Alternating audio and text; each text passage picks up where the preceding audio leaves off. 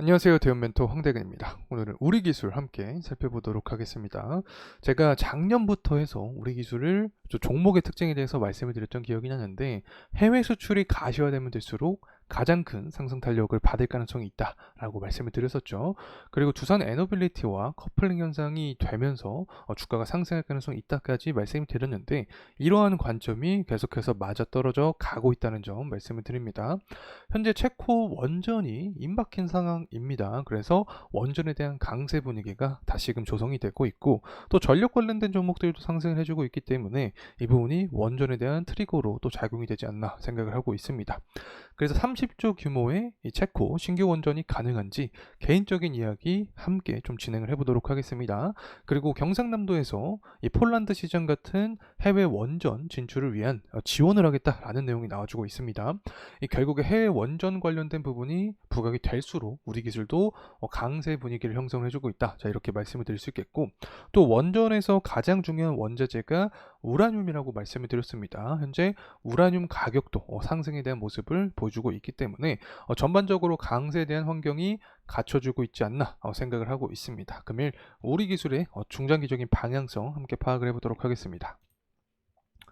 자, 우선 수급적인 측면 보게 되면 근 한 달 동안은 외국인과 기관의 매도 물량이 많이 좀 출현이 되고 있습니다. 하지만 7월 달 들어서 외인의 매집 강세에 대한 모습을 보여주고 있다. 자, 이렇게 말씀을 드릴 수 있겠고 반대로 개인은 좀 매도에 대한 물량을 보여주고 있는 상황입니다. 실제로 차트의 흐름상 보게 되면 6월부터 해서 6월 사실 6월이 아니죠. 5월 말부터 해서 가격이 피크를 찍고 나서 계속해서 하방 압력을 좀 받아주었다. 이렇게 설명을 드립니다. 결국에 단기 과매수 구간에 돌입하고 나서 기간 조정과 가격 조정에 대한 구간을 거치는 상황이었다. 이렇게 설명을 드릴 수 있겠죠. 주봉으로 보게 되더라도 사실 7월 1일 기준으로 했을 때 자리 자체가 11선 기준에 있는 상황이었습니다. 그래서 항상 제가 주봉의 11선을 강조를 드렸죠.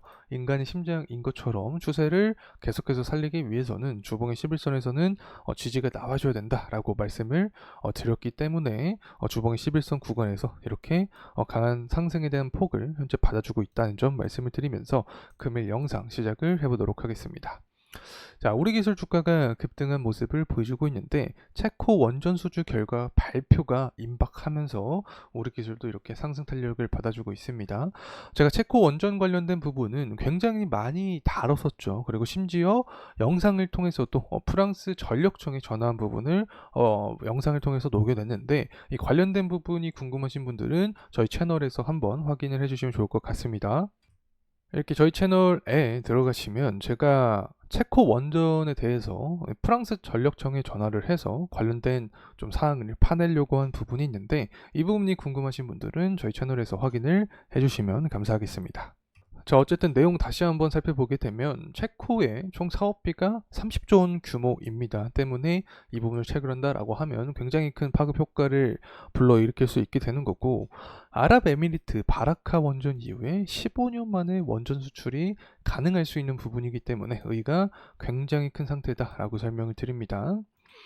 그래서 현재 프랑스 같은 경우에는 외교적인 측면에 강점이 있다라고 설명을 드렸고 우리나라 같은 경우에는 경제성이다 이렇게 크게 요약해서 말씀을 드렸었죠. 그래서 체코 쪽에서 뭐 디테일한 부분은 제가 잘 모르겠지만 기자회견에서 어떤 말을 했냐, 원자로당 건설 비용을 최대 25%가량 낮출 수 있다. 그래서 조금 더 경제성에 좀 신경을 쓰고 있지 않나 생각을 합니다. 그래서 이 부분이 맞으면 한국에 대한 가능성도 분명히 존재한다. 자, 이렇게 해석을 할 수 있겠죠. 그래서 체코는 현재 전력 생산량의 3분의 1 이상을 원전 6기에 의존을 하고 있기 때문에 굉장히 강한 의존을 하고 있는 거죠. 그래서 2033년까지 석탄 발전을 단계적으로 줄이고 원자력과 이 재생에너지 생산량을 2배로 늘릴 방침을 하고 있다. 자, 이렇게 말씀을 드립니다. 자, 그래서 한수원은 입찰에서 이 APR 1400을 바탕으로 APR 1000을 제한한 상태고 쭉쭉 내려가서 뭐 중국과 러시아도 참여 의지를 밝혔지만 전쟁 때문에 불가능해졌다. 자, 이렇게 간단하게 말씀을 드릴 수 있겠습니다. 그래서 결국에 우리나라 같은 경우에는 팀코리아죠. 한전 그리고 한전 KPS, 두산 에너빌리티까지 여기에 속해 있기 때문에 이 두산 에너빌리티가 관련된 모멘텀을 받으면 우리 기술은 관련된 이 커플링 현상으로 움직이기 때문에 추가적인 상승 흐름 이어진다. 이렇게 말씀을 드립니다. 그리고 경남도 어떻게 이야기가 나와주고 있냐면 튀르키, 터키를 얘기를 하겠죠. 그리고 폴란드 쪽으로 원전 해외 시장 진출을 지원을 했다라는 이야기가 나와주고 있습니다. 쭉쭉 살펴보게 되면 결국에 해외 원전에 대한 가시화를 위해서 정부 측에서 노력을 하고 있는 상황을 확인할 수 있다. 자, 이렇게 볼 수 있겠죠.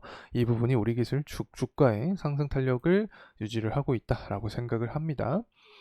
자, 그리고 나서 이제 전력부터 원전까지 계속해서 중요할 수밖에 없습니다. 일단 환경을 지켜야 되는 상황이죠. 그리고 AI로 인해서 데이터 센터 에너지 사용량이 증가를 하니까 당연히 전력 수요 증가하고 이런 상황에서 원전에 대한 수요도 자연스럽게 증가를 하고 있는 상황이다. 자, 이렇게 말씀을 드립니다. 특히 정치적인 측면으로 보더라도 바이든이나 트럼프 모두 원전을 공통산업으로 강조를 하고 있기 때문에 대선이 앞으로 다가오면 다가올수록 전력 수요 증가 그리고 원전에 대한 수요도 증가할 확률이 있지 않을까 생각을 합니다. 그리고 우라늄 가격도 함께 살펴보도록 하겠습니다.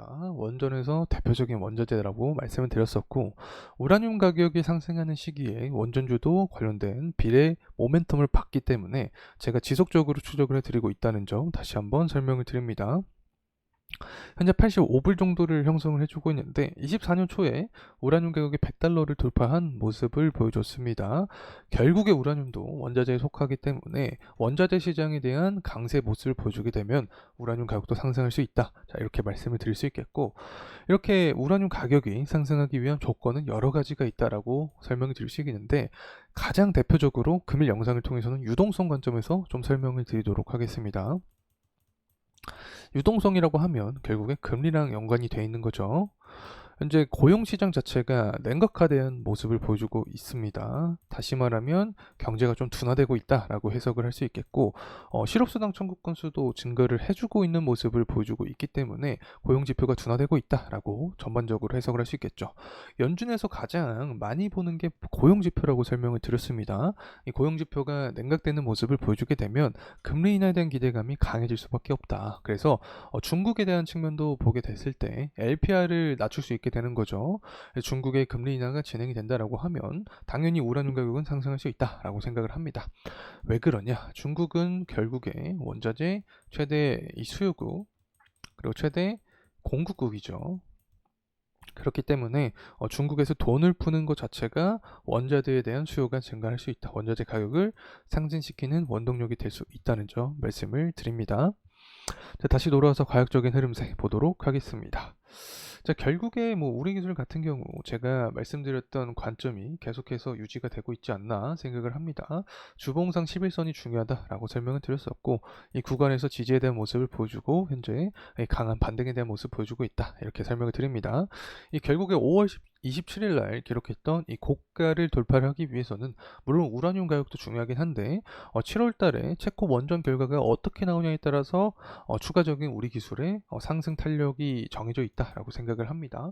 그래서 만약에 체코 원전이 정말 우리나라에서 따낸다라는 소식이 나와주게 되면 21년도에 기록했던 7월 달에 기록했던 이 고점 구간에 대한 돌파 여부까지 우리가 바라볼 수 있지 않을까 생각을 합니다. 자, 이러한 체코 원전에 대한 부분은 제가 영상을 통해서 지속적으로 컨택을 하려고 하니까 해당 사항도 궁금하신 분들은 저희 채널에서 대형 매도 황대근 좀 찾아주시면 감사하겠습니다.